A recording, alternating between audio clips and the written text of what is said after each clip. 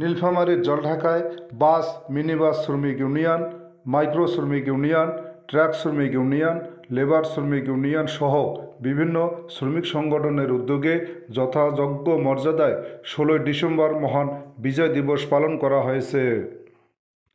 শ্রমিকদের বিজয় মিছিলে উপস্থিত ছিলেন উপজেলা জামায়াতের আমির মোহাম্মদ মোখলিসুর রহমান মাস্টার, মোটর শ্রমিক ইউনিয়নের উপদেষ্টা হামিমুর রহমান হামিম, উপজেলা বিএনপির সাবেক সভাপতি ও সাবেক পৌর মেয়র ফাহমিদ ফয়সাল চৌধুরী কমেট, জেলা মোটর শ্রমিক ইউনিয়ন 220-এর ভারপ্রাপ্ত সাধারণ সম্পাদক ও জলঢাকা উপকমিটির সভাপতি মমিনুর রহমান সিনিয়র, সাধারণ সম্পাদক জুয়েল মিয়া সহ সকল শ্রমিক সংগঠনের সভাপতি, সাধারণ সম্পাদক ও সকল স্তরের নেতৃবৃন্দ এ সময় উপস্থিত ছিলেন।